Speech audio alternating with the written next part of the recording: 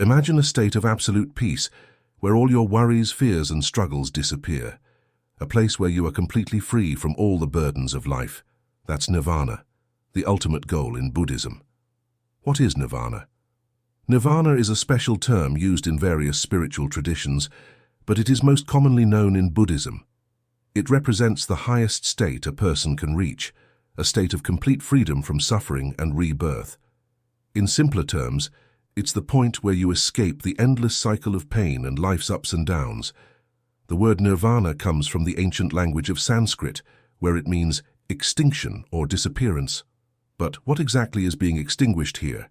It's the sense of self, the ego. All the desires, attachments, and false identities that cause suffering simply fade away. In Buddhism, nirvana is seen as the ultimate goal. It's the place where you are no longer tied down by the struggles of life, where you rise above everything that causes pain, and find a state of complete calm and freedom. For Buddhists, reaching nirvana is the way to break free from the cycle of samsara, the cycle of birth, death, and rebirth, and finally achieve lasting peace. The concept of nirvana in Buddhism. In Buddhism, the journey to nirvana begins with understanding the core teachings. One of the most important lessons is the Four Noble Truths. These are like a roadmap for how to deal with suffering and ultimately reach nirvana. Buddhism's path to enlightenment. The Four Noble Truths explain the reality of suffering and how to overcome it. The truth of suffering, dukkha. Life, in its essence, involves suffering. We experience pain, disappointment, and loss throughout our lives. The cause of suffering, samudaya. Suffering is caused by desire and attachment. We want things to be a certain way, and when they aren't, we suffer. The end of suffering, nirodha. This is where nirvana comes in. The third noble truth teaches us that suffering can end. By letting go of our desires and attachments, we can break free from the cycle of suffering. This is where nirvana is found, when the cause of suffering is gone. The path to end suffering, magga. The fourth noble truth shows us how to end suffering. It's called the Eightfold Path, and it's the way Buddhists follow to reach enlightenment and eventually nirvana. Samsara versus nirvana. Another key idea in Buddhism is samsara, which is the cycle of birth, life, death, and rebirth. Samsara is seen as a never-ending loop where suffering repeats itself over and over. In samsara, we're constantly chasing after desires, feeling unsatisfied, and dealing with the pain of life. Nirvana is the exact opposite of samsara. While samsara traps us in a cycle of suffering, nirvana is the escape. It's a state of complete peace and liberation where we are no longer pulled down by the struggles of life. In nirvana, we are free from the need to be reborn and can finally rest in a state of calm, free from suffering forever. The fires to extinguish: greed, hatred, and ignorance. In Buddhism, there are three powerful forces that keep us stuck in the cycle of suffering and rebirth. These forces are known as the three poisons or the three fires. They are raga, greed, desire. This refers to our constant craving for more. We desire material things, success, or emotional satisfaction, always wanting to hold on to things that bring us pleasure. But the problem is these desires are never fully satisfied, and this leaves us feeling empty and unfulfilled. Dvesha, hatred, aversion. Hatred or aversion is the feeling of rejecting or pushing away things we don't like. Whether it's people, situations, or feelings, this fire makes us react negatively to the world around us, causing anger and resentment. Moha, ignorance, delusion. Ignorance in Buddhism means being unaware of the true nature of life. This is the failure to understand the impermanent and interconnected nature of the world, which leads to confusion and keeps us trapped in the illusion of the ego. These three poisons are like fires burning within us, fueling our suffering. To reach nirvana, a person must extinguish these fires. It's not easy, but through the practice of mindfulness, meditation, and following the Eightfold Path, one can gradually free themselves from greed, hatred, and ignorance. When these afflictions are gone, the cycle of rebirth ends, and nirvana is reached. What happens when you reach nirvana?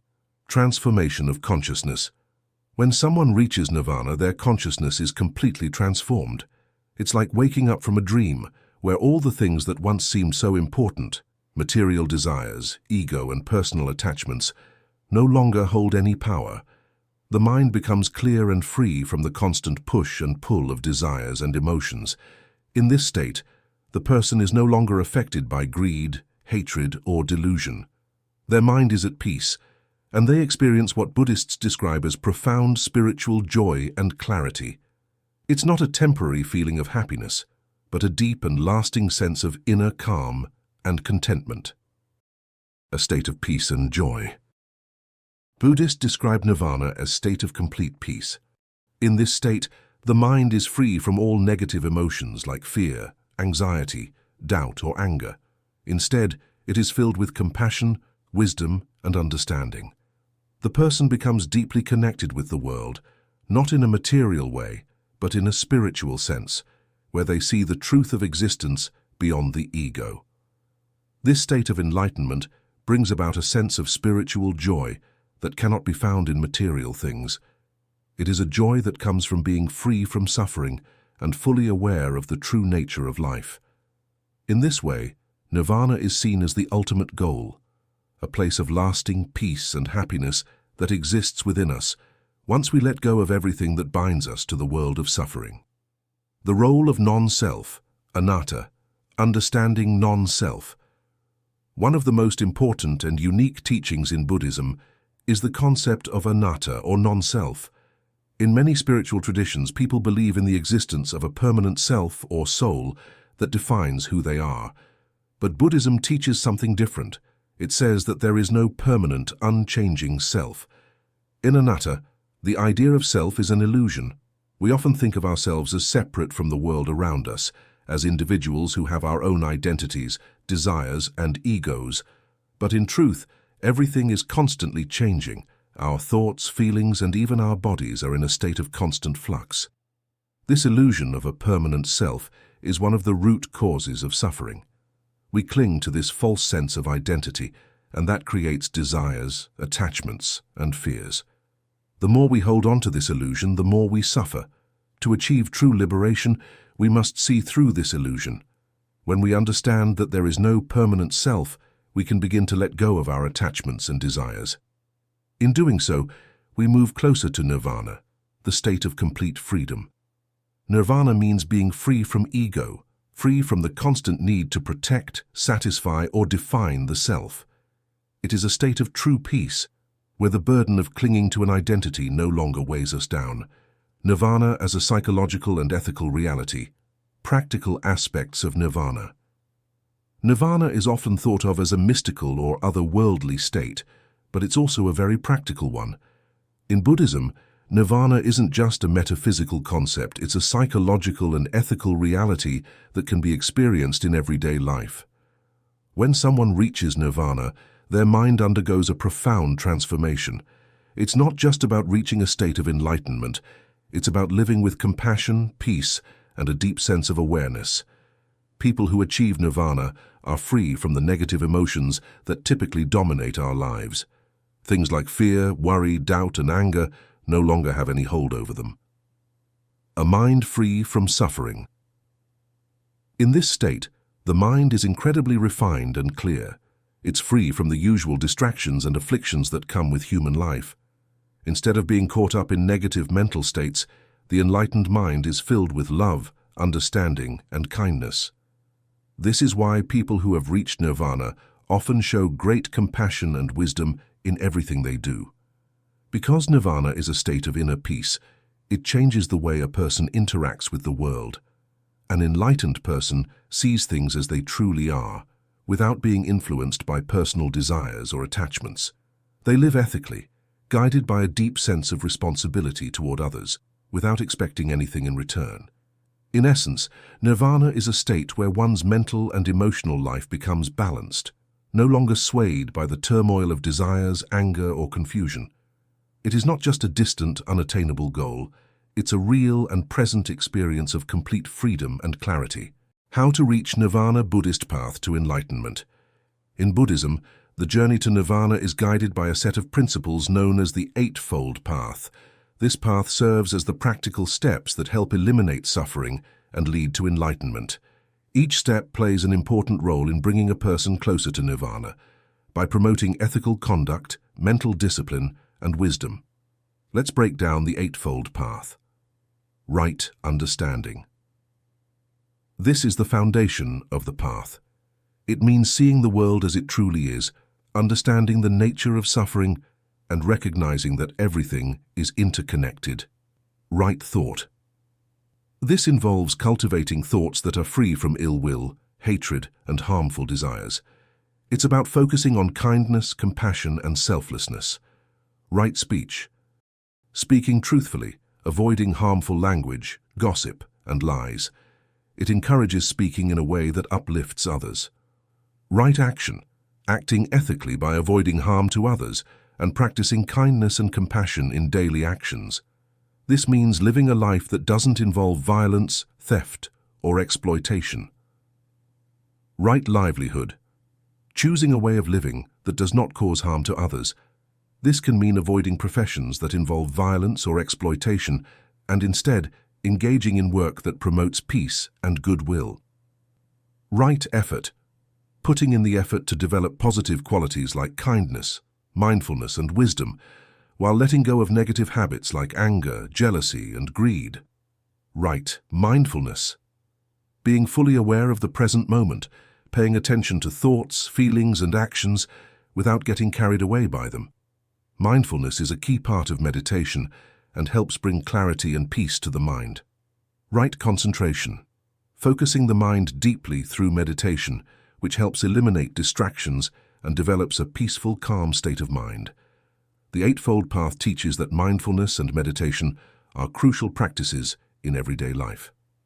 Common misconceptions about nirvana. Is nirvana annihilation? A common misconception about nirvana is that it means the destruction of the self or that it's some kind of void or emptiness. This misunderstanding might come from the idea that nirvana involves the extinguishing of certain aspects of life. But nirvana is not about annihilation. It's not the end of existence, but rather the extinguishing of desires, attachments, and ego.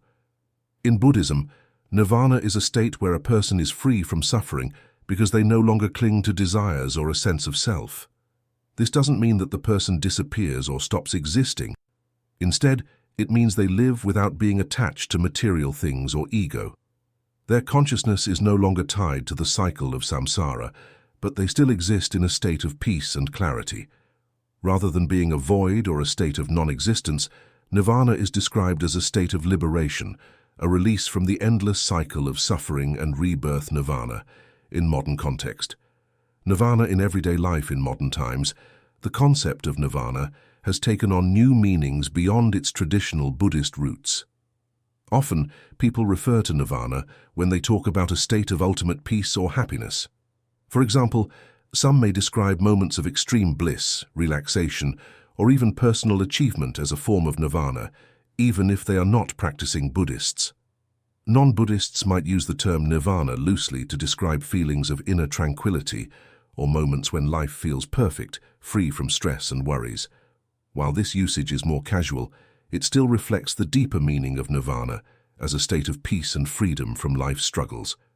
Nirvana as a psychological goal. Even outside the religious context, nirvana can be seen as a psychological goal.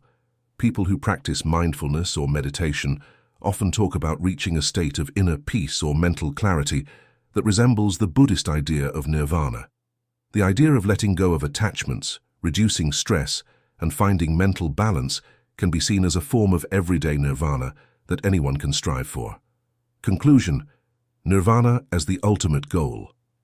Nirvana is the ultimate goal in Buddhism, where suffering ends and peace begins.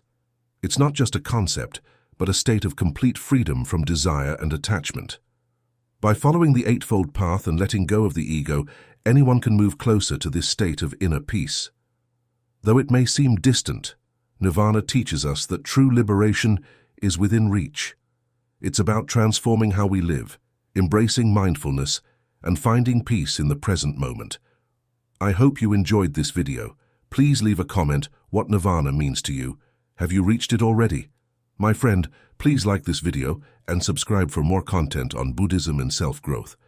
Namaste.